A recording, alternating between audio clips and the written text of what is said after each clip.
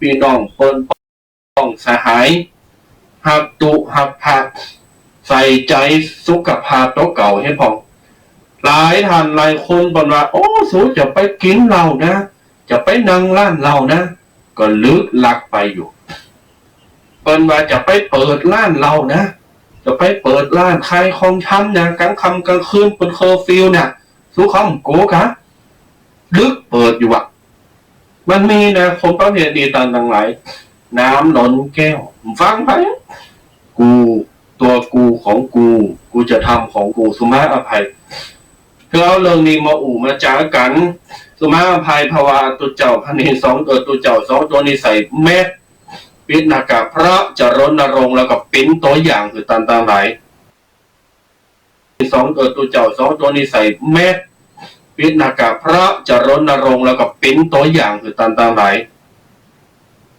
หากว่าจะเอามือมากำเลินหาแมสขึ้นลงบ่อยครั้งก็ขอสุมาอภัยเพราะว่าพี่น้องสาธาอาจจะรำคาญตาเนาะเพราะว่ามันจะรูดไปมามันจะรูดอ่ะเขาจะใส่สีเขียวสีชมพูใส่ที่มันปิ้นหน้ากากแก้วแล้วก็อายเป็นก้าโอ้กำใจลายญาติโยมสาธุชนต่างหลายวันนี้กระตุกปีแดง2 ตุนจมงกึ่ง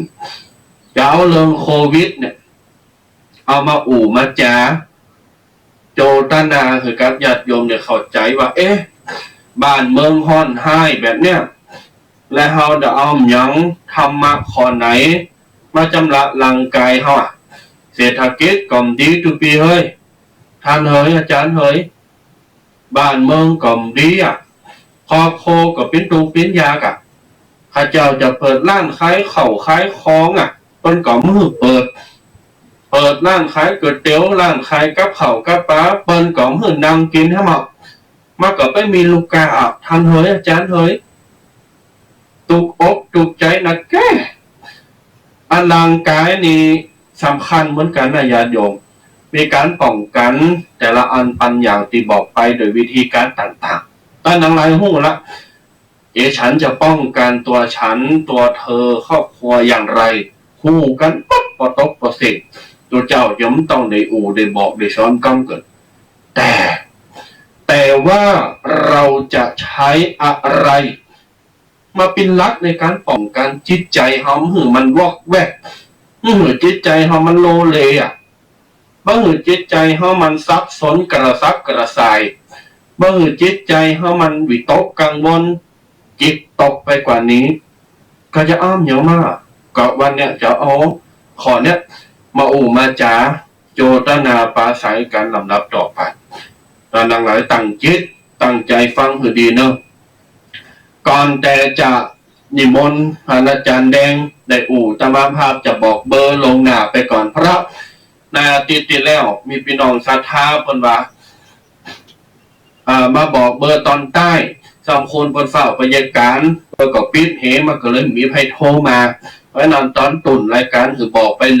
ลยคณะที่รายการจะรายการทันบอกเบอร์บอกจือทันไปเลยอันนี้ก็ขอบคุณเนอะที่พี่น้องศรัทธาเพิ่นอยู่ลำปางอำเภอเถินนี่ก็เพิ่นโทรศัพท์มาดังนั้นก็ขอบคุณขอบใจเนอะได้ตักได้จ๋าได้ติได้นำข้อผิดพลาดติเพื่อก่อต่อสติดำริมั่นญาติโยมศรัทธาทั้งหลายเบอร์โทรศัพท์หน้าไมค์ที่ได้จ๋ากันก็คือว่า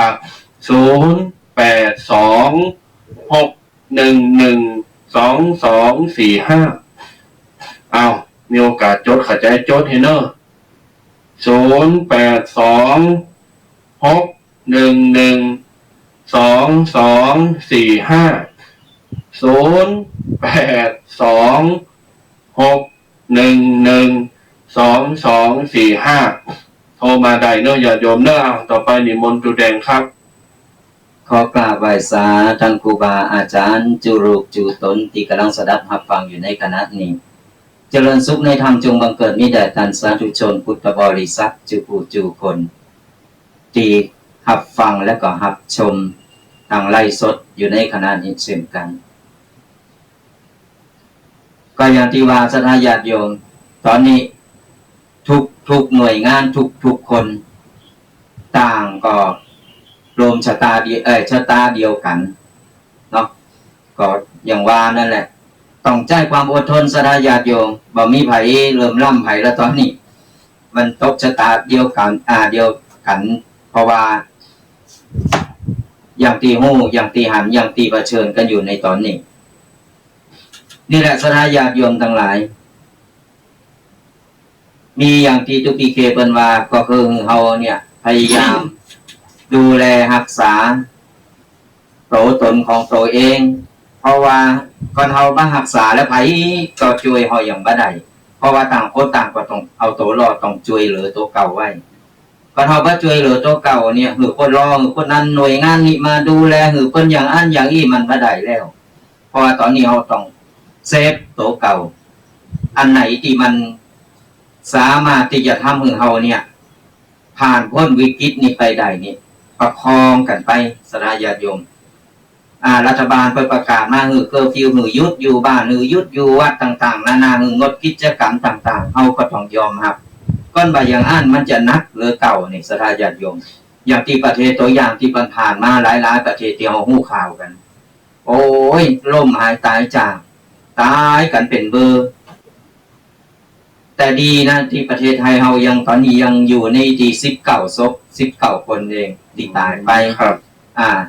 แต่ว่ายอดติดอยู่ 2,000 ปลาย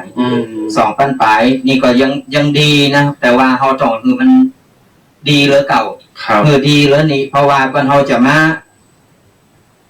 ปล่อยปะละเลยเอาตัวรอดอย่างเดียวบ่ช่วยเหลือเปิ้นเมื่อออกจากบ้านเฮาก็ออกอย่างว่านั่นแหละแล้วก็เนี่ยเป็นการหันแก่โตก็คือกักโตก็ยังมีนะจริงเลดลอดออกมาใจอ่ะเลดลอดออกมาว่าอุ้ยเป็นหยังอ่ะเป็นหยังอ่ะคือโตเก่าก็เป็นหยังแต่โตเก่าเอาไปติดไปเปิดไปคนตีไก่ชิดเฮาคนตีเป็นผูกพันอยู่กับเฮาเนี่ยแล้วมันก็ต่อกระจายกันไปติ๊กใจครับเนี่ยแหละมันเฮาว่าเป็นคนหันแก่โตเพราะฉะนั้นแล้วเฮาพยายามเปิ้นหือเฮาอยู่บ้านหรือว่าเฮารู้สึกร่างกายบ่สบายอยู่ได้เฮาต้องกักตัวเฮาละเฮาบ่ต้องหันแก่ว่าอยากโอ้ยมันบ่งนงุดงิดบ่ใจว่าจะศรัทธาญาติโยมตู้เจ้าก็งุดงิดเหมือนกันนะตู้เจ้าก็งุดงิดเหมือนกันเนาะเพราะหยังอยู่กันในวัดเพราะมันเป็นผลกระทบเป็นผลกระทบเป็นไปกันหมดศรัทธาญาติโยมเพราะฉะนั้นแล้วมันถึงบอกว่ามันตกชะตาเดียวกันชะตากรรมเดียวกันเนี่ยเพราะว่ามันบ่ว่าภัยทั้งนั้นเหมือนกันหมดเพราะฉะนั้นถึงบอกว่าอดทนอย่างเดียวต้องสู้แล้วก็อดทนใจความอดทนมันอาจจะฝืนการทำงานฝืนการที่ว่าเอาเคยออกไม่ได้ออกมันจะงุดงิดได้ต่างๆนานาหมดนี้เขาต้องฝืนเขาฝึกเอาเพราะว่าก่อนเขาบะเย่อย่างอี้บะกักโตไว้อยากกินอย่างยาวตามอำเภอใจนี่มันบ่ได้แล้วมันก็จะแพร่หลายไปติ๊กก็จะนักเหลือเก่าเนี่ยศรัทธาญาติโยมวันนี้เราถึงได้ยิบยกเอาเรื่องหมู่นี้มาอู่กันอยู่เสาร์ที่แล้วก็ยังอู่เรื่องหมู่นี้เพราะว่ามันเป็นวิกฤตที่เราต้องช่วยเหลือแล้วก็รณรงค์กันใจครับใจยิ่งตอนนี้ดีใจที่ว่าศรัทธาญาติโยมยังยิบผ้าแมทมาถวายหลวงปู่เจ้าพันเนรหลายๆรูปหลายๆตนก็อนุโมทนาบุญโดยเนี่ยช่วยเหลือซึ่งกันและกันเนี่ยเพราะว่าก่อนเราก็ช่วยเหลือกันมันก็บ่ฮู้จะไปช่วยไผจะไปช่วยไผแล้วตอนนี้อันไหนช่วยได้ก็ช่วยกันไปวัดช่วยบ้านช่วยวัดบางครั้งบางทีตะมืดตะวันก็อย่างหันเนี่ยยกตัวอย่างเช่นมีคณะสงฆ์กลุ่มพเนรเนี่ยรวมนำจิตโน้มนำใจกระชับมิตรกันจับมือตือแขนแงนผอหน้ากันป่ะท่านเอาไปจอยวัดวาอารามจอยพี่น้องศรัทธาป่ะอนุโมทนากับครูบาอาจารย์ต้อยว่าคณะสงฆ์หลายตีเนี่ยโดยการมีการลงไม้ลงมือไปพ่นยาขาเจอแต่ละว่าในตำบลนั้นๆและก็ในอำเภอนั้นๆตลอดจนถึงวัดวาอารามตีเจอปัญหาแม้กระทั่งว่าจะเจอปัญหาของกาบ่มีกิจนิมนต์แต่ท่านก็อุตส่าห์มีน้ำใจไมตรีจิตหรือกับคณะศรัทธาประชาชนเช่นแจกมาม่าแจกปลากระป๋องแจกไข่แล้วก็มีการทำโครงการท ทำโฮงทานประจำหน้าวัดในวัดเปิดโอกาสให้พี่น้องศรัทธาคณะศรัทธาภายในหมู่บ้านหรือว่าต่างบ้าน ครับ มากินมาเกี่ยวมาแอวกันมานางอู่นางจ้ากัน แต่ในคณะตีตานางหลายจะมา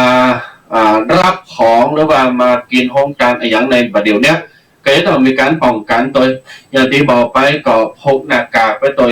ถ้าจะเฮือดีพกถอยพกจอนโถนโตไปตัวแล้วก็แอลกอฮอล์นี่เจลล้างมือแอลกอฮอล์สำคัญนั่งห่างกัน2 เมตรเนี่ยเป็นการป้องกันเบื้องต้น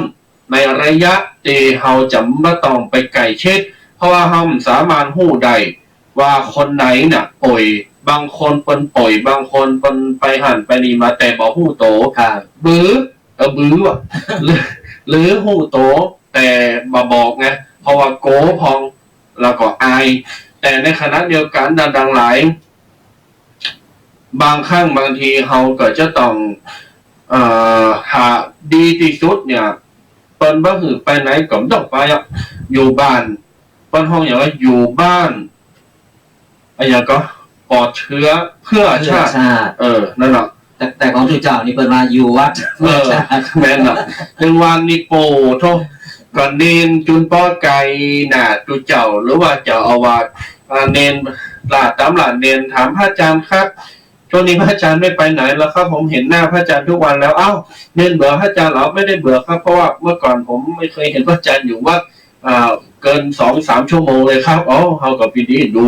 เพราะนั้นแล้วเนี้ยท่านทั้งหลายพลิกวิกฤตให้เป็นโอกาสท่านอาจารย์แดงศรัทธาญาติโยมพอในทางที่ดีในทางกลับกันพลิกวิกฤตเนี้ยคือมันกลับมาเป็นโอกาสจะได้ตานดังหลายโมกลับไปทำการทำงานอย่างเขาก่อนที่ยังเกิดวิกฤตต่างคนต่างทำภาระทำหน้าที่ตัวเจ้าพระเนนเองกับไปหับกินหับตานไปงานต่างๆกิจนิมนต์อะไรอย่างต่างๆเมื่อมันเกิดวิกฤตมาตานดังหลายอยู่บ้านอยู่จองอยู่วัดอยู่ว่า1โอกาสที่เขาจะได้รับนี่คืออยู่กันพร้อมหน้าพร้อมตา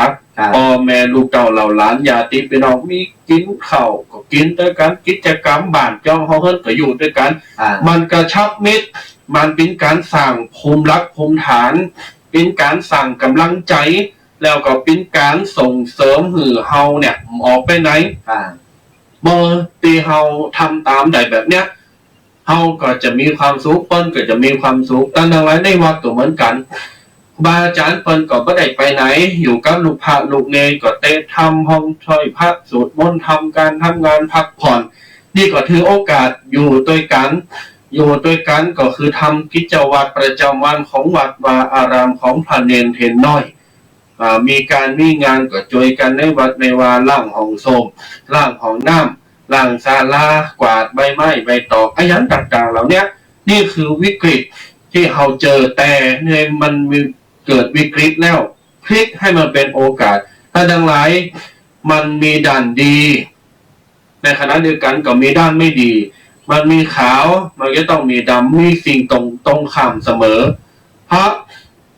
โลกนี่เป็นปิ้นต้นห้องมันอย่างก็สัจธรรมเนาะสัจธรรมความจริงต่างๆหลายเพราะนั้นหาเรายอมทำในสิ่งที่ใดเราก็จะอยู่ด้วยกันอย่างมีความสุขใจครับก็ถึงบอกว่าพลิกวิกฤตให้เป็นโอกาสเจ็ดอูเนอะโกลบอลลูอูพลิกวิกฤตให้เป็นโอกาสก็คืออย่างตีจูปีเคเป็นได้บอกเพราะว่าปกติแล้วเขาไม่ได้ไปทำการเขาไปทำการทำงานบ่มีเวลาบ่มีโอกาสที่จะมามามีเวลามาหือกับครอบครัวเพราะฉะนั้นแล้วช่วงนี้แหละใจโอกาสตรงเนี้ยโอกาสตรงนี้มาเป็นวันครอบครัววันครอบครัวก็คือเขามีมามามีเอามาเยอะมากินมาทำด้วยกันอยู่ในบ้านในจองเนี่ยกินกันมันจะสร้างความสามัคคีสร้างความกระชับมิตรเกี่ยวกับครอบครัวพ่อแม่ลูกอยู่ร่วมหน้ากันอยู่ด้วยกันแล้วก็เดี๋ยวมียังเดี๋ยวได้มันเป็นความใกล้ชิดนะเพราะปกตินี่ต่างคนตื่นเจ้ามาต่างคนต่างมีหน้าที่การงานกันไปแล้วมีเวลาลูกก็ไปโรงเรียนพ่อก็ไปทำงานแม่ก็ไปทำงานเยอะกันเองแม่นครับ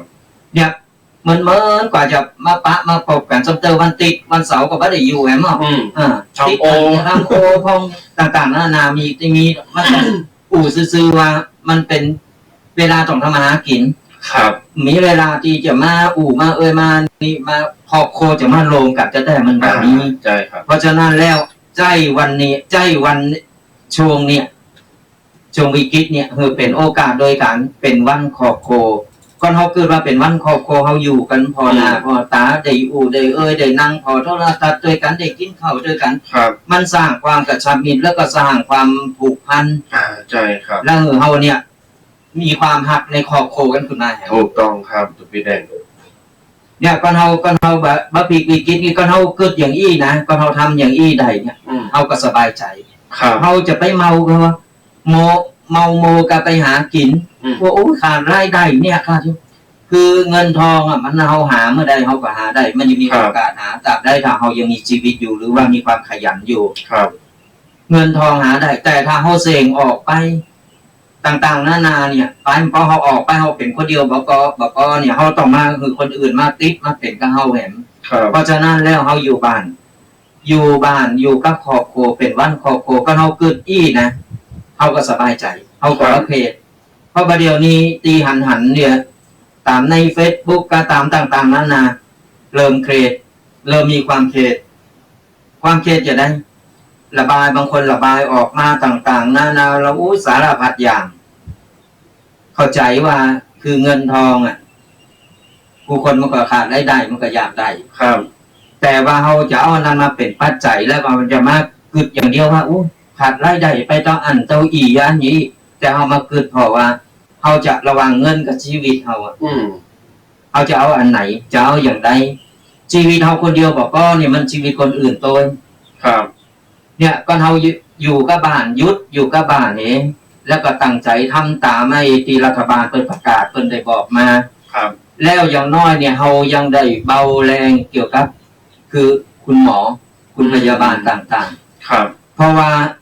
คนทำงานจึงวันนี้คนทำงานนะเขาต้องเข้าใจครับแท้บอกมีเวลาบางคนเนี่ยมีพยาบาลเป็นโพสต์ออกมาเป็นว่าอะไรเป็นน้อยใจตรงที่ว่าเวลาเป็นถึงเวลากินข้าวเป็นไปหากินข้าวที่ไหนนี่กินไม่ไปกินไม่ได้อ่ะเขารังเกียจโกติเจอร์ครับก็เนี่ยก็เลยกลายเป็นว่าเปิ้นก็น้อยอกมองใจเพราะฉะนั้นต้องมือกำลังใจเปิ้นครับพอเปิ้นทำงานเปิ้นเฮาทำงานเปิ้นชาติเปิ้นแม้แต่คือผู้คนมันก็โกเหมือนกันนะพยาบาลมันก็โกเหมือนกันนะครับแม่นนะแม้แต่หมอพยาบาลก็โกเหมือนกันเฮาก็โกชีวิตมันต่างคนต่างหักอยู่แล้วใช่ครับแต่เปิ้นยังเสียสละไปเพื่อไผอ่ะเพื่อช่วยเหลือเฮาญาติพี่น้องเฮาได้ดีขึ้นมาได้ฟื้นขึ้นมาไม่ต้องไปเจ็บไข้ได้ป่วยแค่ปกติเนี่ยวันธรรมดาไม่ใจวิกฤตนี่ก็โรงพยาบาลมันจึงแน่นอยู่แล้วนี่แม่นครับไปเมื่อใดนี่มันจึงแน่นรอคิวตลอดแต่เดี๋ยวนี้มีใครไปแล้วนะเดี๋ยวมีไปมันปิดเป็นบางส่วนใจแต่ว่า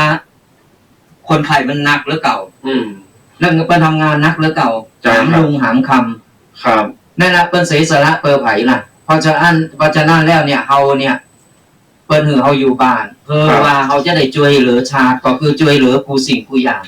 ช่วยเหลือแบ่งเบาภาระหมอไปแบ่งเบาภาระพยาบาลกันแม่นครับหันใจซึ่งกันและกันใช่ครับเอาใจเปิ้นมาใส่ใจเฮาใช่ครับหมอกับคุณพยาบาลนี่เปิ้นว่าเป็นเสาหลักกำลังหลักของชาติบ้านเมืองของเฮาโดยหน้าตาทาดูในทางกลับกันว่าถ้าเฮาเมื่อยไข้ได้เจ็บหรือว่าเป็นโควิดถ้ามีคุณหมอเนี่ยเราไพ่ดอกไม้หักษาเฮากัดแมนอยู่แต่เท่านี้เท่านั้นเฮาจะอยู่จะได้บ้าหือมันปีน่ะเฮายิ่งเป็นยิ่งไม่ป้องกันตัวยิ่งบ้าหักโต๊ะเก่าบ้าหักษาบ่าทำตามกฎระเบียบใจเป็นขอความลงใหม่ลงมือตั้งแต่ไรก็ยิ่งจะไปเพิ่มภาระนักเพิ่มความลำบากใจหือแกหมอแต่ที่หมอเพื่อจะอยู่กับครอบครัวอยู่กับสามีภรรยาลูกเต้าเหล่าหลานอย่างสบายอกสบายใจผู้ป่วยก็มีแล้วอย่างบางจังหวัดมันก็ยังแขวนพองอยู่นี่เนี่ยดานาไว้พระนันขอบิณฑบาตกับญาติโยมว่าตั้งนี้ต่อไปคือฟังกรรมคำสั่งฟังกรรมตี เปิ่นมอบหมายหรือว่าเปิ่นขอความอนุเคราะห์จากพี่น้องศรัทธาสาธุชนทุกท่านคือได้ปฏิบัติตามกฎระเบียบเขาก็จะอยู่ด้วยกันอย่างพาสุขมีชัยในที่ทุกสถานในการทุกเมื่อญาติโยมสาธุชนทั้งหลายธรรมะที่จะมาภาพได้ทิ้งท้ายไปในชมต่อเจ้านี่ก็จะได้นำมาอู่จ๋าเนาะ2 ตนกับท่านอาจารย์แดงเพื่อว่าที่จะได้มาอุปปินกำลังใจแล้วก็เอาสิ่งเนี้ยตูเจ้าพระเนนเองก็มีหน้าที่เนี้ยที่จะคอยส่งคือกำลังใจญาติโยมเพ่งลำพังที่จะไปจอยพี่น้องศรัทธาแจกแม่แจกหน้ากากแจกเจลเตวไปหั่นไปนี่อย่างอันแบบไม่ได้เพราะมันเหมาะสมใช่ครับมากที่สุดก็คือการแบ่งธรรมะให้กำลังใจซึ่งแก่กันและกันซึ่งในวันนี้ธรรมะตีตามพามจะยึดยกมาคือพี่น้องศรัทธาได้ฟังกันแล้วก็นำไปประพฤติปฏิบัติในชีวิตประจำวันที่เขาสามารถทำได้มีอยู่8 อย่างเราไปแบ่ง8 อย่างนี้เขาจะมาอู่จากันอย่างที่1เมื่อเขาเกิดภาวะวิกฤตแบบเนี้ยเขาจะต้องมีความเยือกเย็นไว้ก่อนเดี๋ยวมาอู่กันว่าจะมีความเยือกเย็นเยือกเย็นเป็นจะได้ก็อธิบายอย่างที่1ต้องมีความเยือกเย็นอย่างที่2มีความยิ้มแย้มอย่างที่3มีการยืดหยุ่นอย่างที่4ต้องมีการยืนยันอย่างที่5จะต้องมีการยืนหยัดอย่างที่6มีการหยิบยื่นและก็อย่างที่7มีการยินยอมสุดท้ายอย่างที่8ยกย่องปอนบอกว่าสังคมโลกจะสดใสสดสวยก็โดย8 ยอยักยอตั้งแต่ไรอย่างที่บอกไปเมื่อมันเจอวิกฤตไอ้ยังมันก็บสนแล้วพี่น้องศรัทธาเฮาหลายท่านหลายคนว่าโอ้ตูเจ้าจะหือมายิ้มแย้มแจ่มใสกะจะหือมาไข่โหฮะกะจะหือมาเต้นแรงเต้นกาจะหือมาสบายอกสบายใจโอ้ปีนไปมันได้ฟังเกิดญาติโยมฟังก่อนนะจะไปฟังว่าตูเจ้าจะเนิร์จะเจาะเรื่องคือตอนต่างๆเนี่ยเข้าใจกันไปแฮมหน่อยนึงนะยอยักษ์8 ยอ8 อย่างเนี่ยจะสดใสได้จะได้เขาจะนำมาทำได้จะได้บนโลกเขาเป็นแบบนี้สถานการณ์บ้านเมืองเขาเป็นห้อนเป็นให้จะอีก1เยือกเย็นนี่ตุบีแดงเพิ่นบอกว่าไม่วู่วามมีเหตุมีผลบ่วู่วามบ่ตื่นตระหนกจนเกินไปอ่ะกลายเป็นโรคบ่ใจโรคนี่นะมันเป็นโรคระแวงไปตัวจิตโตกับจิตอยู่ในกอมนน่ะโกหันโกนี่อ่ะระแวงหันไถมาไกลเนาะไปมาไกลเด้อไปไกล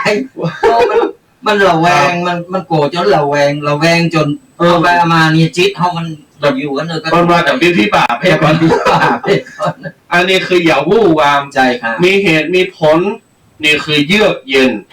ยอที่2ยิ้มแย้มใจครับยิ้มแย้มแจ่มใสแสดงความเป็นมิตรเวลาเราเจอวิกฤตหรือว่าปัญหาแบบเดี๋ยวนี้เราจะต้องมีกำลังใจคือแก่กันและกันยิ้มแย้ม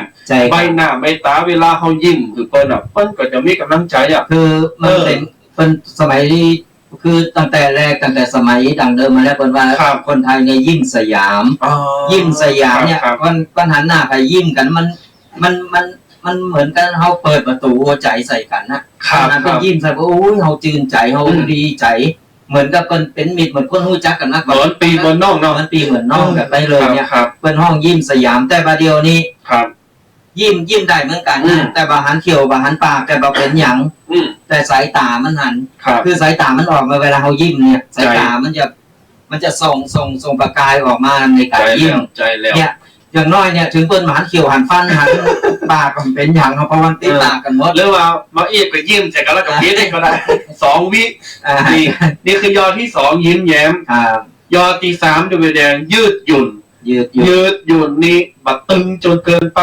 ใช่ครับเตวปานกลางทำปานกลางซ้ำคนอย่างที่ว่าไปเข่งลำไปโกลำไปใช่ครับอันนี้จะตายยอดโกนะก็เพราะว่าความโกเนี่ยโกระแวงโกไปนดกูสิ่งกูอย่างนี่คือว่ายิบว่าจับว่ากรรมว่าอย่างสักอย่างเนี่ยแล้วมันเป็นการที่ว่ามัน เคร่งหนักแล้วมันเคดถ้ามือเอาเคก็ว่าอย่างว่าในสติแตก แล้วยังกับไข่กั๊มไข่จับเล่นในประตูอ่ะ โกยังกับนี่ตัวพีเคหันคลิปอยู่คลิปหนึ่ง อย่างไรเนี่ย เปิ้นว่าเปิ้นโกนี่เปิ้นจะพกกอฮอติดโตนะ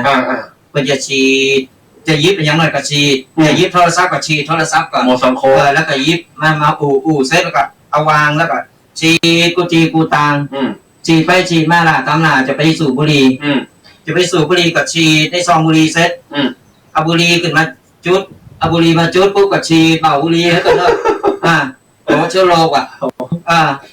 แล้วเพื่อจะสูบเอาบุหรี่ใส่ปากเรียบร้อยเสร็จไปยิบไฟแช็กไปยิบไฟแช็กมาปุ๊บก็ฉีดไฟแช็กให้กันนะฉีดไฟแช็กเสร็จก็เอามาจุดไฟบุ้ม ก็โมซังโคแต่เยอะๆแต่เยอะว่าอัน ก็ฮอกับไฟนี่จะไปไก่กันได้ยังไง พอยังพิบาทนะ ก็นั้นมันโกน้ำมันเคร่งน้ำ ครับ มา แล้วก็แต่ว่าวันซื้อมาพาวันศิลแต่มาพาปีนี้ไข่โหนดังอยู่บนแตนสังแตนธรรมาปีนี้แต่ลกคุณเท่าอยู่คนหนึ่งไม่ออกคนหนึ่งมาว่าว่ะอย่างตู้บีแดงมาเนี่ยกะพกแอลกอฮอล์มาโดนผ่าปิดปามป้อนะเอาฉีดคันแก้วตั้ง3อ่ะ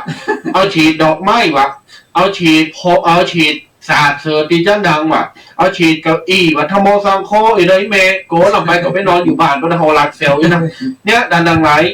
จะต้องยืดหยุ่นพองจะไปเข่งจะไปตึงก็ไปมันกับปุ๊บนะ มันจะเป็นโรคระแวงแล้วก็มันจะพุดมันจะขาดมันจะยืงเอาสติแตกไปเลยเพราะความโก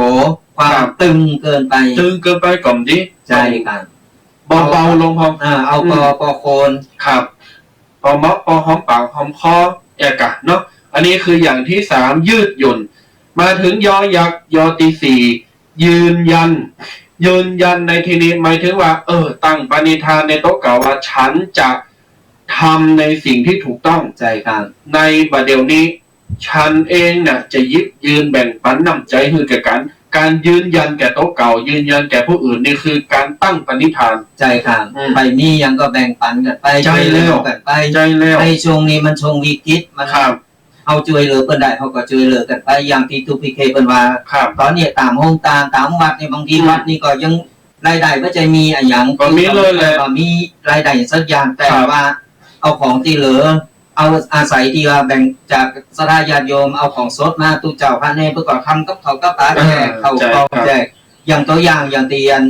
ละโพนวัดมหาวันตะคืนนี่วัดมหาวันเพิ่นออกองค์การไอตีวัดตีกาสวนดอกเนี่ยเพิ่นปิดกาน้องดอกกาน้องดอกเปิ้นปิดเนี่ยแล้วก็เปิ้นก็พักที่เพิ่นเหลือเปิ้นเอามาหือวัดมหาวันวัดมหาวันวัดมหาวันเพิ่นก็เอาไปทำกับข้าวกับปลาหือในบ้านทำกับข้าวกับปลาแล้วแพ็คเป็นกล่องเอาไปแจกหือกับพยาบาลหือคุณหมอในโรงพยาบาลละโพดีแต่นะแล้วก็เอาไปแจกหือประชาชนหือเจ้าบ้านที่เพิ่นนั้นเดือดร้อนเนี่ยมันเป็นตัวอย่างอย่างนี้คือช่วยเหลือแบ่งปันกันไปถูกต้องนี่ขออนุโมทนาจันทร์ได้ยินข่าวว่าภูกนิวัดมองหน่อยตูแดงไปต่างโฮงตาเนอะอย่ายอมเนอะต่างกาแฟได้กล่าวว่าต่างโฮงตาชากาแฟพี่น้องสัทธามาเนอะให้ฟังอยู่พี่น้องสัทธาบันไก่เฮิร์นฮิมก็มาตั้งแต่8 โมงถึง4 โมงแรงเนอะประกาศแล้วนะเย็นยี่ก็จำเป็นต้องเย็นเนอะนี่ยืดหยุ่นและก็ยืนยันในการทำความดียืนยันในการแบ่งปันตั้งปณิธานยอยักษ์อย่างที่5ยืนเมื่อกี้ยืนยันนอนหนูนะมาเดี๋ยวยืนหยัดดอเด็กยืนยัดแปลว่ายืนยัดอยู่ในความชอบธรรมยืนยัดว่าในสถานการณ์วิกฤตแบบเนี้ยฉันจำไปคดโกงไผ่เด็ดขาดฉันจำไปหลักหลอกกบปนหอย่างก็กักตุนไข่การหน้ากากแอลกอฮอล์ฉันจำไปยิบช่วยโอกาสลักเล็กขโมยน้อยเด็ดขาดนี่คือยืนยัดในการตั้งปณิธานว่าฉันจะไม่ทำแบบนี้และฉันจะทำแบบนี้แบบไปเอาเปรียบคนอื่นใช่ครับยังที่ว่าอันนี้ก็ยังที่คลิปคือมีเมยิง3-4 คนเปิ้นไปเข้าแถวที่จะเข้าไปซื้อยาในร้านขายยาแล้วก็เปิ้นยืนกันเข้าเป็นแถวแล้วไม่ยิงวัยรุ่นคนหนึ่งก็เจอวัยรุ่นนักประมาณ40เปิ้นไปยืนต่อท้ายครับแล้วก็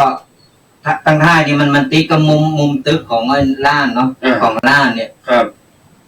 เพิ่นกำลังต่อคิวเพิ่นห้องเข้าไปทีละคนเพิ่นจะเข้าไปพร้อมกันดูป้องกันเนาะคนนั้นออกคนนี้เข้าเอียกันในคลินิกไม่ใช่คลินิกมันเป็นร้านขายยาครับเพิ่นก็เข้าแถวกันเข้าไป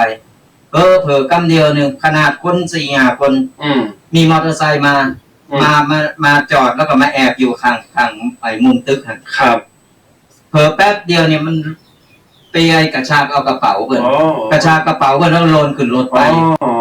ลากเอามียิงนั่นถูรูถูกกลางไปด้วยบาดได้บาดว่าก็เนี่ยคือมันไปเอาเปรตไปเบียดเบียนคนอื่นในยามวิกฤตช่วยโอกาสครับคือต่างคนต่างก็เดือดร้อนอยู่แล้วเปิ้นตุกอยู่แล้วยังมาสั่งความตุกเพิ่มไปให้มันโต๊ะเก่าก็ได้มีความซื่อสัตย์และยืนยันในแล้วว่ามีต่างปฏิทานโต๊ะเก่าว่าเขาจะช่วยเหลือเปิ้นอย่างไรอันนี้มันเป็นการเอาเปรตเป็นการที่ชกชิงลิงลาวถูกต้องอันเนี้ยตอนดังหลายขอแบบเนี้ยหรือว่าการกระทำแบบนี้ไม่ควรทำเป็นอย่างมากใจครับพิษศีลพิษธรรมเพราะพิษบานพิษกฎบานกฎเมืองเห็นนะตอนดังหลายเอาตุกเอาบาปกรรมไปใส่โต๊ะเก่าเอาตุกไปหือคนอื่นทำนะตอนดังหลายแบบนี้นะมันเป็นจะโดนเป็นเจงเป็นด่าแล้วเราจะมีความสุขนี่ตอนดังหลายอันนี้ขอตีห้าต่อไปขอตีหกตัวใบแดงยืนยัดไปเรียบร้อยนะในการทำความดี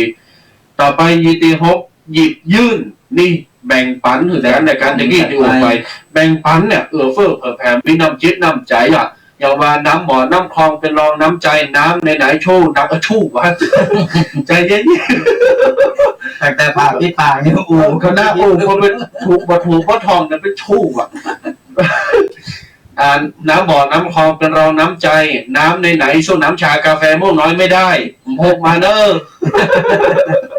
เนี่ยการแบ่งปันการมีน้ำใจครับถึงเขาแบบมีอย่างนะเขาก็อย่างที่ว่าเขาแบ่งปันเขามีจิตมีใจแบ่งปันกันช่วยเหลือกำลังใจกันเอากำลังแหงเอาไปจอยก่อนนะถึงมีเข่ามีของจะเป็นอย่างในวันนี้วันนี้กุ๊กกั๊กได้ใครเอาปากผ่าพิษปากออกเนาะการแบ่งปันสลายาโยก็ว่าเคยโหไปหรอกเอาแบ่งปันมีหน่อยแบ่งปันไปมีนักก็แบ่งปันช่วยเหลือกันไปช่วยเหลืออย่างใดช่วยเหลือกันไปอย่างตอนเนี้ยเราฟังธรรมะเราได้ข้อคิดหลายๆแง่หลายๆมุมเขาบางมียาวไปแบ่งปันใจเย็นทุกเจ้าทุกปีถึง2 ตนเพิ่นว่าใจเย็นอย่าได้ที่เราได้ยินเราได้กล่าวเราก็ไปแบ่งปันไปเนี่ยเป็นกำลังใจอย่างน้อยเพิ่นก็จะจากที่เพิ่นตกใจเพิ่นกลุ่มใจเพิ่นเครียดยอมรับว่าตอนเนี้ยผู้คนน่ะมีความเครียดถูกต้องมีความเครียดอยู่แล้วแม้ว่าเพราะว่าจะสถานญาติโยมตู้เจ้าก็เหมือนกันมีความเครียดเหมือนกันเพราะฉะนั้นแล้วเนี่ยเอาแบ่งปันความสุขครับแบ่งปันความสุขด้วยกันรอยยิ้มกาธรรมะเพิ่นไปกาอย่างน้อยก็จุงอกจุงใจเย็นอกเย็นใจเนี่ยเป็นการแบ่งปันยังเต้าอี้เขาก็ได้บุญได้กุศลถูกต้องแล้วและก็ได้สร้างกำลังใจเพื่อเพิ่นตัวใจแล้วตั้งแต่หลายยกตัวอย่างอย่างหนึ่งบางคนเนี่ยเปิ้นลุกจากกรุงเทพหรือว่าต่างจังหวัดมาโดยเปิ้นบอกว่าใครที่ลุกจากต่างจังหวัดมาเนี่ยมากักตัวอยู่บ้าน14 วันมีท่านคนหนึ่งหมู่ไก่หมู่หิมป่าช้างเนี่ยตานางไหลพอลุกจากต่างจังหวัดมาแล้วมากักตัวหมู่ไก่หมู่หิมหมู่เวทโกว่ะหาว่าเปิ้นเป็นโควิดว่ะหาว่าเป็นอันเป็นอีกบอกคนต่างหลายจะไปไก่เนอจะไปบูไก่บูหิมเนอจะไปโกมันจะติดจะอันอีอ๋อจังหลายลังเกตเปิ้นน่ะเปิ้นก็เสียใจแล้วก็ยังกำได้เพราะว่าคนโกไปแล้วเนี่ยจังหลายต้องให้กำลังใจกับสูงเป็นอย่างเนอมากักตัวเมื่อยไข่เป็นอย่างเป็นมาเป็นไอโควิดมันมากำมากายปันป้อนเปิ้นกะคือกำลังใจเปิ้นกะอันนี้นี่ไปใส่ไล่ไปสีเปิ้นหือเปิ้นโดนคนรังเกียจการไปกันไว้เปิ้นว่ามันตื่นตระหนกกันเกินไปใจโกเกินคือไปซ้ำเติมเปิ้นแหมใจคือมันบั่นทอนจิตใจเปิ้นน่ะใจครับใช่แล้วมีไผศาสนาญาติโยมที่ใครเป็นนะแม่นเนาะก็ป้องกันกันหมดแต่ในเมื่อมันเป็นมาแล้วเนี่ยหรือว่ากำลังเริ่มหรือว่ากำลังมีอาการหรือบ่มีอาการอาจจะเป็นไข้หวัดธรรมดาก็ได้แต่เขาไปตีโพยตีพายระแวงไงเป็นโรคระแวงไงคือหันไปไอ้หน่อยอู้นั่นมันเป็นแล้วอย่าหันไปจามหน่อยก็อู้เป็นแล้วอย่าไปใกล้มันเนอะกลายเป็นโรครังเกียจแล้วก็ระแวงเปิ้นแล้วคนที่เปิ้น ตกกับเปิ้นตาเฮาเนาะถ้าเป็นเฮาล่ะเฮาจะคิดอย่าง ตอน ไร นั้นก็เกิดอยู่กันโมนเนาะ กลายเป็นสังคมรังเกียจไปเหะ เดี๋ยวนี้ดู แล้วไผยังใครเป็นนะ อืม มันก็มีไผใครเป็นแต่เป็นมาได้ก็ต้องคือกำลังใจ ครับ เฮาต้องคือกำลังใจเฮาต้องอูต้องเปิ้นเป็นเพิ่นก็หายก็มัน2,000ปลายน่ะที่ตายไปแต่เนี่ยมันแค่19ก็จะตายโดยโควิดโดยตรงก็มี คือมีโรคประจำตัว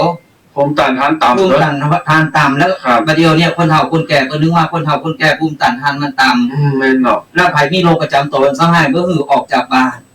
ครั เพ บ ราะว่ามันติดง่าย ใจครับ เนี่ยก็ถึงว่ามันคือยังคนเฮายังอยู่บ่ได้นี่มันแบบเป็นอย่างคือเฮาต้องออกจากบ้านเฮาก็อยู่เฮาทำมาละทำการทำงานอยู่บ้านอยู่จ้องเฮา ครับ มีหยังก็เยะก็ทำไป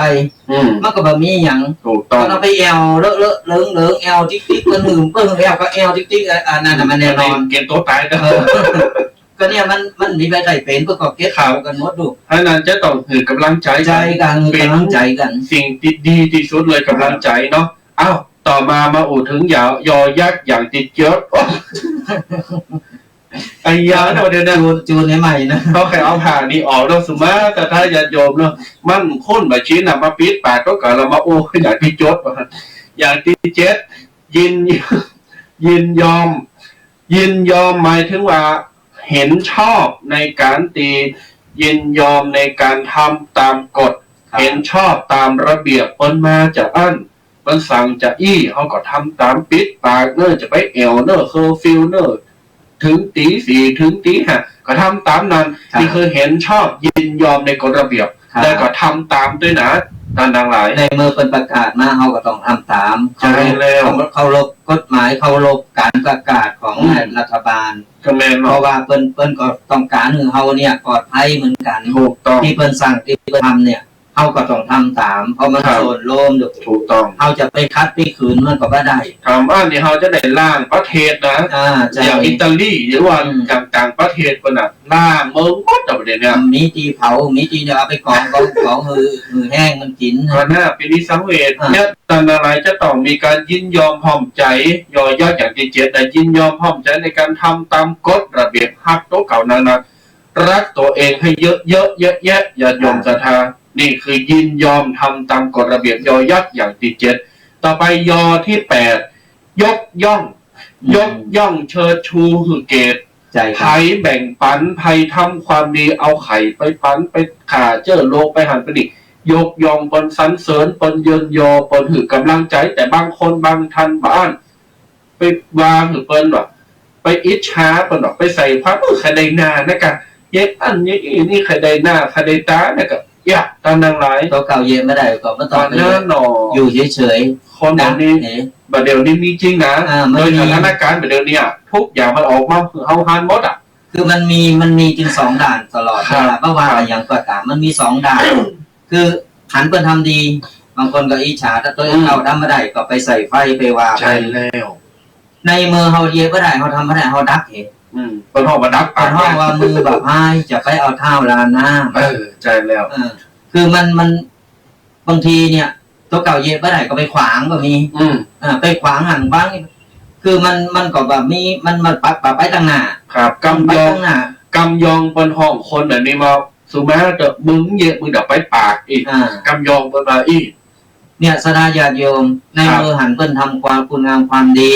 เปิ้นไปพ่นยาหันพ่นยานี่แจกแม็กกะแจก ครับ ก็ด้วยความหวังดี ใจแล้ว เปิ้นบอกหวังดีหวังไปอยากจะอันเนี้ยใครจะกล่าวออกไปใครจะไปทำยื้อ เขาอาศัยอยู่โลกโดยการบ้านเดียวกัน ใช่ เขาก็จะต้องแบ่งปันกันกับ ใช่ กันกันเนาะ ใครมีอะไรอย่างเนี่ยแบ่งปันอย่างที่ว่าเนี่ยแบ่งปันมีแมทก็มีไม่ต้องมีนักเลิกก็แบ่งปันกันไป ใจแล้วใจ เพ แล้ ราะ ว เนี่ยมันเป็นการเชิญชวนหรือว่าเชิญชูคนที่เป็นหือของหรือว่า แจกของต่างๆหือเฮาเนี่ยหรือว่ามาช่วยเหลือเฮาเนี่ย ครับ หือเฮาหือกำลังใจแล้วก็หือเฮาเนี่ย พยายามหรืออย่างที่ถนอมน้ำจิตน้ำใจเพิ่นโตย ครับ ว่าจะอย่างที่เฮาได้กล่าวไปว่าอย่างหมอหรือคุณหมอหรือพยาบาลเนี่ยเพิ่นทำเนี่ยเอาต้องหือกำลังใจเพราะนั้นมีอยู่ชงที่ว่าหือตบมืออย่างนั้น อ๋อแต่ว่าเมื่อคืนไปแล้วเนาะ ใจ ตบมือปีกำลังใจคือหมออ่ะ ใจครับ ตอนเนี้ยในมือเขาเย่บ่ได้ทุกเจ้าตบมือบ่ได้ทุกเจ้าก็ สวดมนต์ สวดมนต์อวยพร เอานี่ชยันโตอยู่ในห้องฮะเนี่ย อ่า เวลาถึงเวลาประตบมือดูเจ้านี่ก็เปิดไฟชยันโตโพธิยามนเลยเนี่ยเอาตบมือไม่ได้หรอก ก็ตบมือบ่ได้ ครับ อันนี้คือสิ่งที่เราจะต้องจอยกันเย็นใจว่าเยะวันนี้วันพูแล้วก็แล้วไปเห็นใจต้องเยะตลอดปิ้นต่อเนื่องจนกว่าบ้านเมืองหรือวันโลภัยไข่ให้เนี่ยมันจะหายไปจะวอดไป ใจครับ จนกว่าบ้านเมืองจะสงบสุขจะอะไรแต่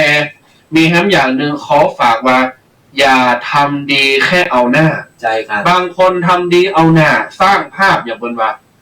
ไปแต่งไปซื้อเจลว่ะ แต่งไปเอาแมสว่ะ แต่งไปเอาขนมเอาหัดมานี่มาแจกเปิ้นแล้วก็ถ่ายโฮปลงเฟซลงไลน์โอดเปิ้นเฟซเนี่ยป๊บปิดมาเลย นี่ อันนี้ ประ ทำ เภทนี้ก็มี ไม่ต่อเนื่อง คือ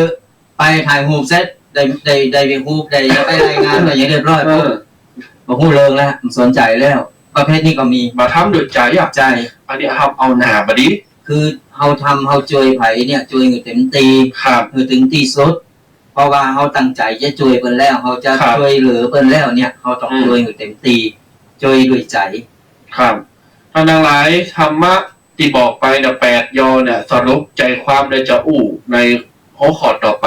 8 ยอนี่ท่านทั้งหลายถ้าให้จำได้ก็จดเอาแล้วก็โทรศัพท์มาเนอะ ครับ โทรศัพท์มาวัดความหูกันว่าที่แม่ฟังเต้เนอะที่ปอฟังเต้นะ แม่ฟังแล้วปิ้นจะอั้นที่ปอฟังแล้วปิ้นจะอี้บอกมาบักว่า8 ยอมีเหมียวพองคาตะโทนแห่งกำเนอะถ้าไผไข่ปันลองปัญญาความหูอยู่บ้านบ่ได้เคอร์ฟิวนำเดี๋ยวนี้นะไผจะอยู่เคอร์ฟิวลบภัยไข่เจ็บอยู่บ้าน เปิดวิทยุมนต์วิทยุพอเฟซพอไลน์มาฟังได้ยอที่1ทอนแห่งกำ1เยือกเย็น ยอที่2ยิ้มแย้ม ครับ ยอที่3ยืดหยุ่น ยอที่4ยืนยัน ยอที่5ยืนหยัด ยอที่6หยิบยื่น ยอที่7ยินยอม แล้วก็ยอที่8ยอที่ยอที่8ยกย่องวันนี้นี่หัดดำตัวแดงหัดดัดได้แต่เล่นเพลงในก้า ต้องไปฝึกย่ออย่างนั้น ครับ8 ยอนี่ตานางลายภัยจับใจความได้ว่ามีหยังพองโทรศัพท์มาได้0826112245โทรมาตักมาตายมาอู่มาเอ่ยมือกำลังใจกันแลกมาว่าวันนี้ทุกปี2 ตนเนี่ยเอาเรื่องนี้มาอู่เนี่ย ครับ บางทีเนี่ยสนาญาติโยมอาจจะมีภูมิหูหนักหรือเขาอาจจะมันก็มาแลกเปลี่ยนกันได้มาคุยมาแลกเปลี่ยนมาอู่สู่กันฟัง หรือว่าจะโทรมาว่าจังหวะนี้อยู่บ้านไม่ได้ไปเยกันยังงานตันทำอะไรอย่างกิจกรรมกับครอบครัวตันทำอะไรอย่างสร้างความดีสร้างรอยยิ้มคือแก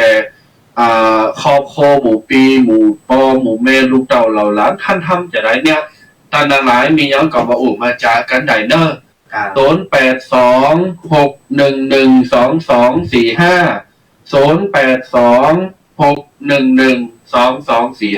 ็โทรมาอู่มาจากันมาแล้วเนอ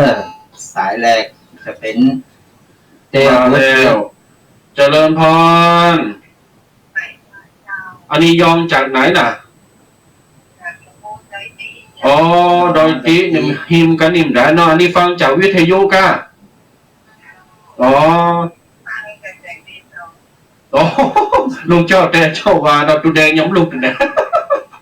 แต่ดีนะที่2ฟังอยู่บ้านนะไม่ได้ออกข้างนอก สัญญาณฟังชัดแจ๋วเนาะ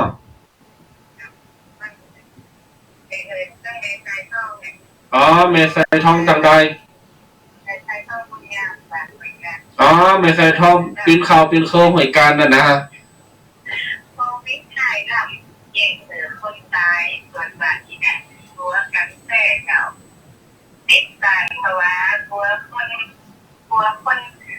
คนออกเข่า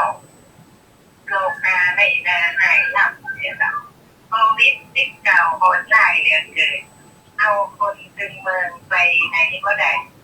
เพราะว่าในที่กินตัวอย่างแท้ไปจะตายแท้งาพี่น้องโควิดไหนหลับ เอาคุณจุดตายส่วนเคยนายใช้ก่อนตังสิ่งพอใจหมดสิ่งแต่เลยนายโอ้สาธุอนุโมทนาโมนเนอะแม่เนอะ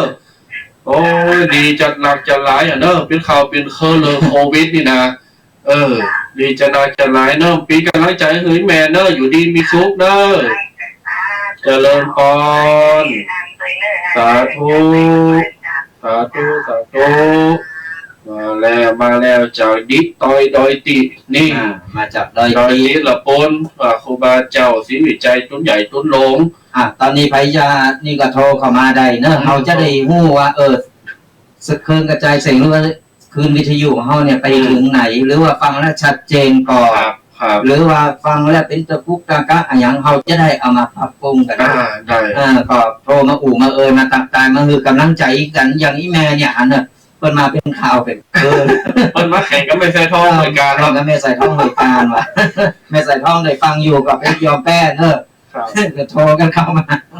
082611245มียังก็อู่จากันได้โทรศัพท์มาได้เนอะญาติโยมสาธุชนแล้วในคณะที่รอพี่น้องศรัทธาเนาะตุบีแดงเขาก็จะมาอู่กันไปเลยมียังก็ตักใจกันได้แต่ในคณะที่รอสายศรัทธาญาติโยมนี่ตัวเจ้า2 ตุนนี่ก็จะอู่กันไปโจทนากันไปไข่โหโมนกันไปเดี๋ยววันนี้เอาขอคิดมาฝากไม่เจอขอคิดมันเป็นในเปิ้นห้องไปเป็นคลิปจากหมอไปส่งมาเราจะเปิดหรือเปิ้นหอกันจะอธิบายให้ฟังว่าเปิ้นว่าก่อนเฮาจะเป็นหรือว่าเป็นโควิดติดโรคติดเจอมานี่จะเป็นว่าเป็นอย่างใดก็ตามคือเฮาป้องกันตัวเฮาโดยการจำไว้ในสถานญาติโยมสมุนไพรบ้านเฮานี่โอ้สมุนไพรเปิ้นว่านี่นะตื่นเช้ามาปุ๊บเฮาเป็นว่าเป็นบ่ฮู้ซัมเตอร์เฮาไปติดมามันอาการมันเริ่มหรือว่าอย่างใดแต่เฮาป้องกันไว้ก่อนดีกว่าแก่โดยการตื่นเช้ามาคือเอาเกลือในการน้ำอุ่นเกลือใส่แกงเนี่ยนะเกลือแกงเฮานี่แหละการน้ำอุ่นนี่ผสมกันหมอกเกมปลาแรมนี่นะเขาเปลี่ยนเนาะเกมหน่อยๆเนี่ยเกลือผงนี่ก็ได้ครับแล้วก็เอาโบนปากก่อนโบนปากเรียบร้อยเสร็จปุ๊บหลังจากล้างหน้าแปรงฟันเรียบร้อยโบนปากเรียบร้อยแล้วเนี่ยเอาน้ำขิงครับสมุนไพรบ้านเฮานี่แหละน้ำขิงนี่นะน้ำขิงก็ได้หรือว่าไออย่างฟ้าทลายโจรต้มไว้ในบ้านเลยตื่นเช้ามาบ่นปากเรียบร้อยล้างหน้าแปรงฟันเรียบร้อยเสร็จกินน้ำขิงแก้วหนึ่งหรือว่าน้ำใบโบบกแก้วหนึ่งครับก็จะโบบกอย่างก็ไอฟ้าทลายโจรฟ้าทลายโจรฟ้าทลายโจรเนี่ยแก้วหนึ่งสมุนไพรบ้านเฮาเนี่ยมันจะอันตรายอยู่กินก็ไปเถอะกินตึงวันพออย่างบางทีมันไปตกข้างอยู่เพราะว่าเจอโรคนี่มันจะไปติดคอมันก็จะไปถึงระสู่ปอดเลยนะมันจะไปตกข้างอยู่ในคอของเฮาในลำคอของเฮาเนี่ย4 วัน4 วันเนี่ยมันจะไปติดอยู่ในลำคอและอาการแรกก็คือจะเริ่มไอคันคอแล้วก็ไอแล้วก็มันจะเริ่มมันจะเริ่มมีอาการขึ้นมาแล้วแต่เราก็เฮากินน้ำขิงกินยามันตกข้างอยู่ที่คอเนี่ยมันยังไปลงปอดมันยังบ่ลงปอดนี่เฮากินแล้วมันจะลงไปในกระเพาะพอลงไปในกระเพาะปุ๊บไปน้ำขิงน้ำฟ้าทลายโจรเนี่ยมันไปลงในกระเพาะแล้วไปเจอน้ำกรดในกระเพาะเจอโรคนี้ตกลงไปปุ๊บมันก็จะไปตายเลยกรดมันเนี่ยมันจะไปกัดไปกินแล้วมันจะชำระที่มันติดคออยู่เนี่ยมันชำระล่างลงไปก็แล้วเขากินตึงวันนะเจ้าก็ลองแล้วเริ่มแล้วคือขิงบ้านเฮาก็เฮาไปซื้อขิงผงบ่ได้เนี่ยเฮาก็เอาขิงบ้านเฮานี่แหละมาล้างก็ต้มละไว้เลยไผมากไผนี่ก็อุ่นกินครับอันนี้ยิงมาว่า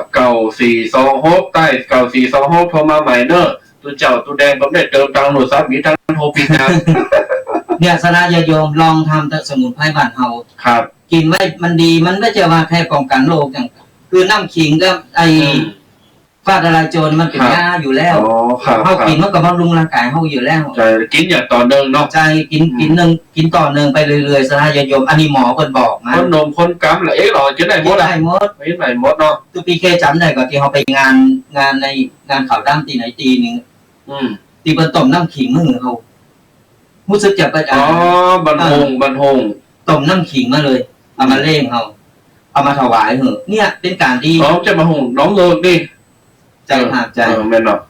คือนี่แหละมีน้ำขิงต้มไว้เลยขิงบ้านเฮานี่แหละมันบ่มีสมุนไพรบ่มีมันบ่มียามีหยังต่างๆบ่มีโรคไอ้เพิ่นเฮาว่ามันบ่มีไอ้หยังที่มันทำให้เฮาอันตรายอ่ะบ่มีเคมีต่างๆ ครับ เอาขิงเฮานี่แหละต้มตุบล่างแล้วตุบแล้วก็มาต้มเลย อ๋อ ต้มแล้วก็เอาไว้ตักไว้กิน ครับ เจ้ามาอุ่นกินเลยกินได้จนครอบครัวได้ยิ่งดี ครับป้องกันไว้ เนี่ยเปิ้นว่าเขาเข้าใจว่าแค่ไปไอ้ปกป้องแค่ร่างกายแค่ตั้งนอก ครับ ตั้งในเฮาตัวสเตอร์มันเขาเข้าไปปุ๊บเนี่ย มันไปติ๊กอยู่ในคอเฮาแต่เฮายังบ่ฮู้โตเนี่ยพยายามกินไปเรื่อย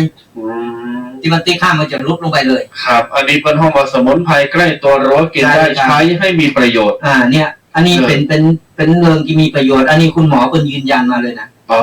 ครับ คุณหมอเพิ่นยืนยันนะคือลองทำเด้อสถานญาติโยมทุกปีก็ลองแล้วก็ซื้อมันคือปกติก็กินน้ำขิงประจำอยู่แล้วครับ น้ำขิงประจำอยู่แล้ว แต่ว่าคือเฮาฉันไปเรื่อยๆกินไปเรื่อยๆเนี่ยแล้วก็มันจะทำให้เฮาดีขึ้นมาเฮาจะปลอดภัยทั้งในทั้งนอกเลย ครับก็นี้จะได้เอาสูตรวิธีนี้ไปกินพอเพราะว่าโซนโตนี่มาเมื่อมาตีมันขมอ่ะเพราะมาเผ็ดมาขมปิ้นอะไรอย่าง แต่ถ้าไม่สะดวกก็เอาเป็นขิงผงอ่ะ กินชงเนาะ ขิงผงมาชงได้ ปกตินี่ปีจะฉันกาแฟตอนเจ้าเนาะจะฉันกาแฟประเดี๋ยวเป็นมาฉันเป็นน้ำขิงเป็นน้ำขิงเขารู้สึกว่าร่างกายก็ปกติแข็งแรงมันก็ดีนะสระญาติโยมเอาไปทำไว้เถอะอันนี้เป็นคุณหมอจากโรงพยาบาลเนี่ยเป็นบอกมาเลยยืนยันมาเลยเนาะ ยืนยันมาเลยครับอันนี้เป็นเกรดความรู้ตีไก่โตเขาหนักตีสุดเอามาแบ่งปันยิบยกหรือกับต่างๆหลายอันเนี้ยก็ปิ้นคอยอยักษ์คอตีฮกหยิบยืนสิ่งดีๆคือแก่กันเลยค่ะเนี่ยญาติโยมเนี่ยสถานญาติโยมก็สามารถเอาไปบอกต่อได้ครับครับสายก่อนนอเก่า426ตะกี้ยิงมาว่าจะได้เจริญปอนสาธุฟังจากไหนโยมเคยแจละปุ้นนี่เนาะฟังชัดเนาะแล้วจะได้พอเข้าใจอยู่เนาะกำลังเปิดฟังวันนี้ต่อไปก็ฟังตลอดเด้อยินดีจันหลายแมนเดอร์อยู่ดีมีสุขอย่าไม่จำเคยแจเนาะนากามาแบ่งปันยิบยกยังมาก็มาหือกันในกับแม่เนาะอยู่ด้วยกันหาการแป้งกันลำทิ้งควางกันเด้อวัดสับตมาติอูประเดี๋ยวนี้อยู่วัดสะปุงน้อยแล้วก็แฮมตุนนี่วัดมงน้อยวัดสะปุงน้อยกับวัดม่วงน้อยป่าสามพี่นามีโอกาสเข้ามาแวะเวียนเนอร์ปีใหม่เมืองนี่ก็มาแอลไดเนอร์มากินมาตานกันได้เนาะแต่ว่าใส่แมสมาโดยเนอร์หมดนะเดี๋ยวย้ำมีโอกาสก็มาแวะมาเวียนหากันเนาะโมทนาเนอร์สาธุจำเขอเจละปนเมื่อกี้นี่ดอยติ๊กนี่ผ่านไปแล้วประเดี๋ยวนี้จะอยู่แถวละปูนเนาะตั้งเชียงใหม่ตั้งลำปางตั้งไก่ไปทางใดหมดเนี่ยดักแซดไม่ต้องโกเนอะพอเป็นอย่างนะการโทรศัพท์มานี่โควิดมันก็เข้านะคนนี้โควิดเข้ามันในซ้ายวิทยาโทรศัพท์บัตรโมสังโคให้ไก่โกอันลำเลอ0826112245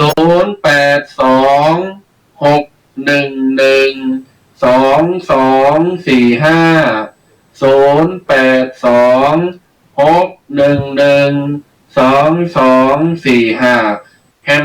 15 นาทีเนี่ยเขาจะหูกันแฮมมื้นอยู่นะญาติโยม15 นาทีจะว่าคำเดียวนะพี่น้องศรัทธามียังตายตายกันได้อูจ้ากันได้เนาะโทรมาเลยโทรมาแฮมแล้ว1548เจริญปอนจากตังใดโอ้บันทามอย่างน่ะอ๋อทากูแก้วแฟนคลับ FC คนเก่าคนเดิมเลยก้า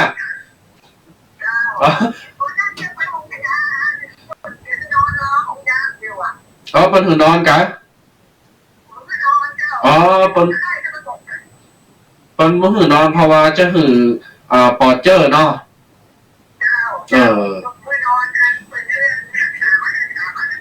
อ๋อดีแล้วเขาจะได้ปลอดภัยตัวแม่เนาะอันมาใจบันทานที่เป็นยิงกันให้กันเจ๊ก้าอ๋ออันนั้นคนละทานเนาะอ๋อตากูดิ่งนี้เนาะปีอย่างแม่ขออยู่ดีมีซุกโควิดมีเนอะตั้งวิกก็ตึงมีเนอะ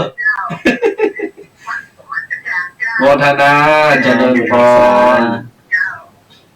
มาแล้วก็หมูไก่หมูหิมนี่มีกันแล้วนะนึกว่าคนฟังกันฮะตั้งบันทายออกมาแล้วตั้งหลับปูนก็มาแล้วจังดอยติก็มาแล้วนี่เสือแจกก็มาแล้วญาติโยมสาธุชนเนี้ยเอาหูจักกันไว้มันโมนหูจักกันไว้มาเวลามีกินมีตานหยังเกาะมากินมาตานโดยกันเนอะจะมาพาเองนั่นอยู่วัดสปุงน้อยอำเภอป่าซางหลับปูนแห่งตนหนึ่งคือวัดตุปีแดงวัดม่วงน้อยอำเภอป่าซางหลับปูนเช่นเดียวกันมีหยังเกาะมากินมาตานมาแบ่งมาปั่นกันได้เนอะมาอู่มาจ้าตากายปลาใสกันได้ยินดีต้อนรับแต่สตังวิทย์นิ่มต้องมานะจะปรุงน้อยหรือต้องมาปรุงน้อยตุเจ้าประวิทย์เมื่อการชนะญาติโยมครับตอนนี้ก็อย่างว่านี่แหละ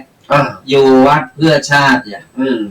นี่ยสนาญาติโยมก็เจอกันไปเนอะอย่างที่พี่แม่เปิ้นว่านะแต่เจ้าเปิ้นว่าเดี๋ยวโรงพยาบาลไปก็มื้อนับนอนเนาะครับแม้แต่ยิ้มหรือว่ายังเปิ้นงดหมดนะแม่นงดหมดเลยครับก็นี่แหละคือเปิ้นป้องกันเมื่อคือมันแพร่หลายไปประเดี๋ยวละปูนมันตีแน่ๆแบบมีความเคลื่อนไหวมีอยู่4 รายที่เจอนะที่เจอ4 รายแต่บางมีการขึ้นการลงแล้วก็คือยืดต้านครับขอดีละภาวนาขอหือมีแต่ยะใช่ครับที่เป็นกลุ่มทรงกลุ่มเสียงเนี้ยก็ขอหือหายโดยเดียวพันใช่เนาะอย่างนี้เอากำลังใจส่งหือซึ่งกันและกันใช่แล้วเพราะทุกคนมันบางมีใครอยากเป็นแต่ในเป็นมาแล้วเขาก็ต้องหือกำลังใจซึ่งกันและกันถูกต้องครับจะไปดูแลจะไปเหยียดหยามอย่าไปรังเกียจจะไปติไปตายเปิ่นว่าโอ้ยมันเป็นได้ไปไก่เนอะโอ้มันไม่จะกระโดดใส่อันล่ำเหลือก็สดายาโยมคือเขาก็กูได้ยังได้เขาตั้งกำลังใจเพราะกำลังใจดีที่สุดเพราะว่าบางทีเนี่ยเพิ่นน้อยใจพวกน้อยใจก็หือกำลังใจไปเติมพลังหรือเพิ่นเนี่ยเพิ่นอาจจะหายเร็วก็ได้แม่นแล้วเหมือนคนป่วยเนี่ยคนป่วยธรรมดายาพี่น้องเขาป่วยธรรมดาเนี่ยเขาป่วยอยู่ในโรงพยาบาลหรือยังไปเยี่ยมที่เพิ่นไปเยี่ยมนี่ไปยังไปหือกำลังใจไปหันหน้าหันตาเขาก็มาทอดทิ้งเขาเนาะเขาก็มาแอวมาหาคนนี้ก็มาหาคนนี้ก็มาหาเอาอันนั้นอันนี้มาฝากมานี่มันใจจื้นขึ้นมามันก็มีกำลังใจเพื่อสู้ต่อเพิ่นยังเป็นหักเพิ่นยังหักเฮาเนาะเพิ่นยังเป็นหงเฮาเนาะเนี่ยแล้วเพิ่นก็ยังหายจากไอ้นั่นขึ้นมาเลยเนี่ยสนาญาติโยมกาคือกำลังใจมันดีเฮาบ่ต้องไปรังเกียจเพิ่นเหมือนสมัยก่อนนี่เป็นโรคอีเป็นห้องโรคเอดนี่รังเกียจก็ขนาดมาเดียวมันชินชามันเฉยมันธรรมดาไปมาเดียวก็อันนี้สำแหงแล้วโรคเอดอันนี้ก็มาเดี๋ยวแหมหน่อยมันก็เป็นธรรมดาไปที่จริงแล้วหมอเป็นออกมายืนยันแล้วหลายคนนะคนว่ามันเป็นไข้หวัดธรรมดานี่แหละเป็นไข้หวัดธรรมดาแต่ว่ามันเป็นกลายพันธุ์ขึ้นไปมันแห้งเลยไข้หวัดธรรมดาไปหน่อยนึงเพราะฉะนั้นเราอย่าไปตื่นตระหนกตกใจหนักล่ำจะไปโกรธหนักล่ำหันเป็นตายเป็นเมื่อตาย อันนั้นเราต้องไปเจาะดึกแถมกล้ามหนึ่งวันที่ตายเนี่ยที่ตายแต่อย่างยกตัวอย่างอย่างที่เป็นปีถุยน้ำลายใส่บนรถไฟอ่ะคนแก่คนนั้นนะครับไปเจาะข่าวแต่แล้ว คือเปิ้นก็บ่ฮู้โตเปิ้นว่าเปิ้นเป็นสระญาติโยมเปิ้นก็บ่ฮู้โตว่าเปิ้นเป็น แต่ว่าเปิ้นบ่สบายอยู่แล้วครับเปิ้นบ่สบายอยู่แล้ว แล้วก็เปิ้นบ่ได้คนเดียวไปถุยน้ำลายใส่เปิ้นคนนั้นเปิ้นมายืนยันแล้วเปิ้นว่าบ่ได้ถุยน้ำลายเปิ้นมาถามหนทางเปิ้นกำลังลุกต่างประเทศมาถามหนทางแล้วก็เปิ้นนั่งเครื่องบินมาเปิ้นก็โตดแล้วนะเครื่องบินโกดก่อนขึ้นเครื่องบินเนี่ยเปิ้นก็ผ่านไปหาหมอเปิ้นสบายเปิ้นก็ผ่านไปรับรองแพทย์มาเป็นอย่างเงี้ยแต่พอเปิ้นมาขึ้นรถไฟไปปุ๊บในโชงนั้นน่ะปรากฏว่าเปิ้นล้มเปิ้นไปเข้าห้องน้ำแล้วเปิ้นล้มแล้วเปิ้นตายหั่นพอถามไปถามมาเป็นว่าเปิ้นมีโรคหัวใจเดี๋ยวโควิดสักครับเป็นโรคหัวใจแล้วคนไปกดมามีโควิดอ๋อติดเชื้อมาตัวติดเชื้อมาตัวเนี่ยคือมันคนตีตายส่วนมากจะเป็นคนอายุหนักสังเกตพอครับสังเกตพอในข่าวถึงวันนี้นะสูงอายุเนาะสูงอายุถึงมนนะแล้วก็จะมีโรคประจำตัวทั้งหมดที่บอกมีโรคประจำตัวนี่ส่วนน้อยส่วนมากจะมีโรคแทรกซ้อนมีโรคประจำตัวก้อนไผ่มีโรคประจำตัวนี่มันจะติ๊กแล้วก็ไปง่ายครับเพราะฉะนั้นแล้วเนี่ยเราจะไปตื่นตระหนกหลักล่ำโอ้เดี๋ยวตายเดี๋ยวจับดึกอันนั้นน่ะคือมันตีมันมีคลิปบางคนก็เอาออกเอาคลิปต่างประเทศมาพอเนี่ยคือมันมีหลายโรคหลายโรคผสมกระสานกันแล้วมันมีโควิดเขาไปติ๊กกระเหมาด้วยโควิดอย่างเดียวเขาต้องฟังหูไว้หูฟังข่าวแล้วก็เขาต้องพิจารณาพอติดตามมือแต่จะไปตัดสินอย่างดัดเดียวสำคนหันอันนั้นก็ตัดสินว่าเพราะว่าเปิ้นว่าเป็นเมยก็หาว่าเปิ้นเป็นโควิดก็นั่นแหละเพราะว่าคนมันเป็นอย่างนี้จะทำมือจิตตกไปมันแย่งเอาจิตตกเอาท่อเอาหมดกำลังใจถูกต้องคือกำลังใจซึ่งกันและกันเป็นอย่างเราไปกดพอล้อเป็นก็เป็นหรือเป็นห้องก็รักษาหายพอประเดี๋ยวมัน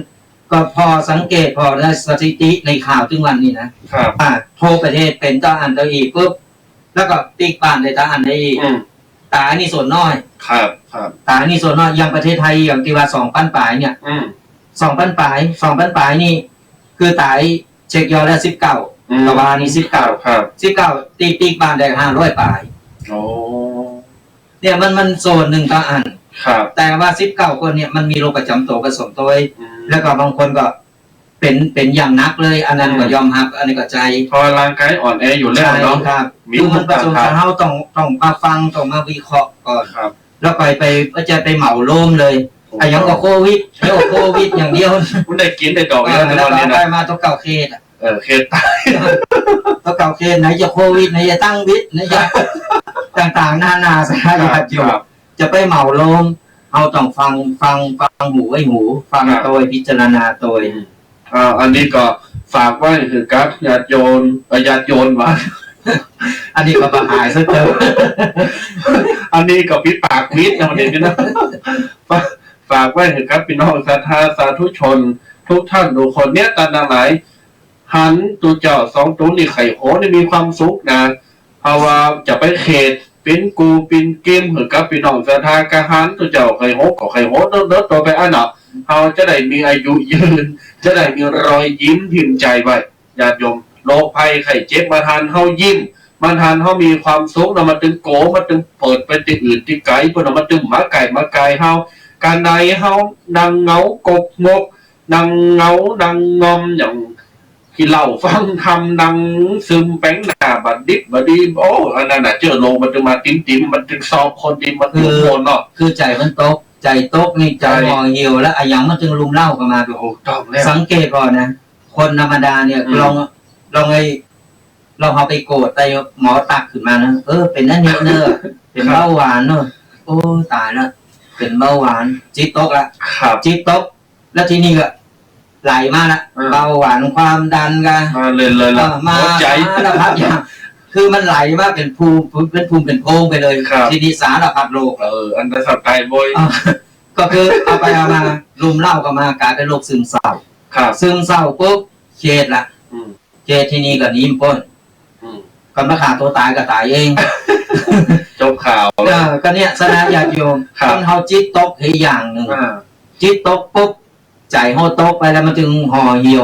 ไอ้หยังมันถึงลุมเล่าเข้ามา ครับครับ เพราะฉะนั้นก็เนาคือกำลังใจตัวเก่าเฮาฮู้ว่าเฮาเฮามีเจอนะเฮาอันไหนที่มันรักษาได้อันไหนที่มันกินได้สมุนไพรหรืออย่างบ่ต้องไปรอคนอื่นตัว อืม มือคนอื่นช่วยแต่เฮาก็ต้องช่วยตัวเก่าช่วย ครับ แต่ก่อนเฮารักษาได้เฮารักษาตัวเก่าเฮาอย่างที่ว่าก่อนเฮาไปอันหยังก็โลนหาหมออย่างเดียวหมอก็อิดอย่างที่ว่านั่นแหละ บ้านปอสิสตางค์ ทางที่ดีสมุนไพรบ้านเฮานี่ ดีที่สุด ดีที่สุด ครับ กินสำรองไปเลย อืม เพราะมันกินแล้วมันจะมีอันตรายใดเด้อ ถูกต้อง มันจะว่าโอ้หมอนี่บ่ต้องไปรอหมอพอหมอเบิ่งงานเพิ่นยุ่งอยู่แล้วเฮาเป็นเฮาอันหยังเตรียมพอรักษาได้เฮารักษา ค อย่า รั ง บ ที่แม่เพิ่นว่าแต่เจ้าหมอเดียวนี้เพิ่นไปโกดเซ็ตเพิ่นหือยากินเพิ่นไปรักษาที่บ้านก่อน อืม ก็เพราะว่าเพิ่นบ่อยากมีภาระเพิ่มกับอันหนักหรือ ค เป รั ล่า บครับ คือเฮามารักษาตัวลองรักษาตัวกำลังบ่ไหวแต่ก็ไป ถูกต้อง ตอนนั้นมันจะไปสะสมไปลุมกันอยู่หันไหนหมอ แม่นหมูจังหอมจังไห้ใช่ไหมล่ะ ใช่ ครับ ถมเก่าถมใหม่กันอยู่หันมันก็เลยกลายเป็น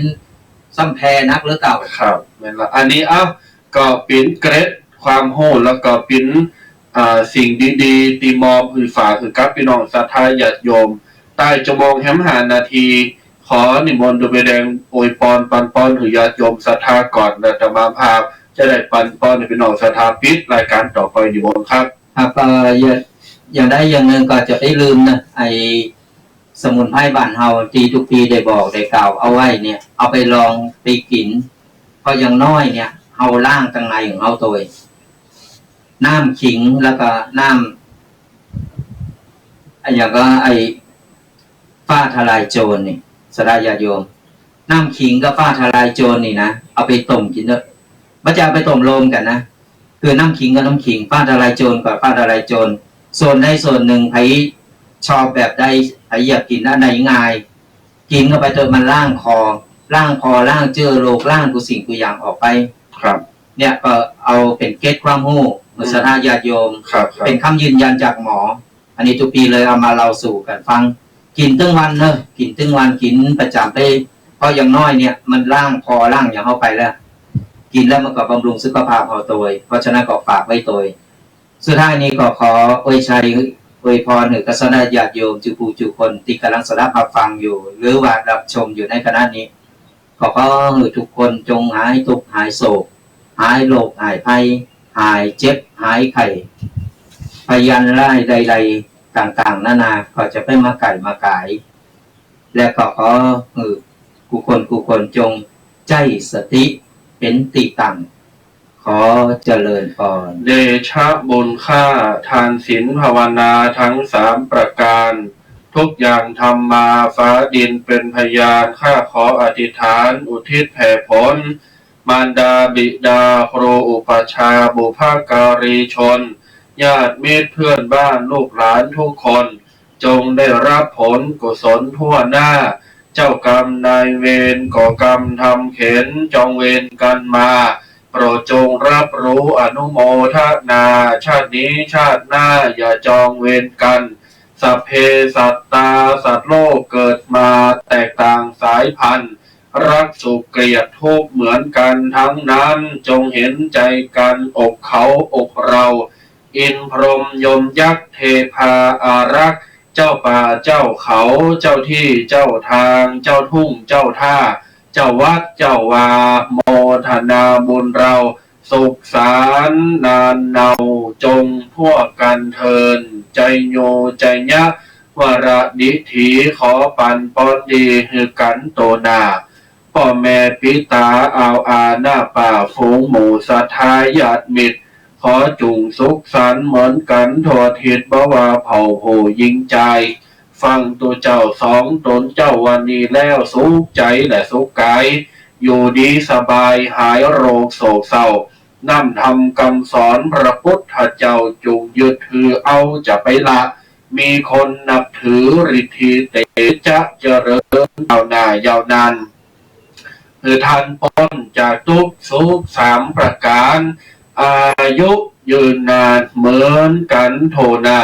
เหมือนกันโทนาอยู่ดีมีสุข อายุมันควันยืนมีโจกมีใจมีกิน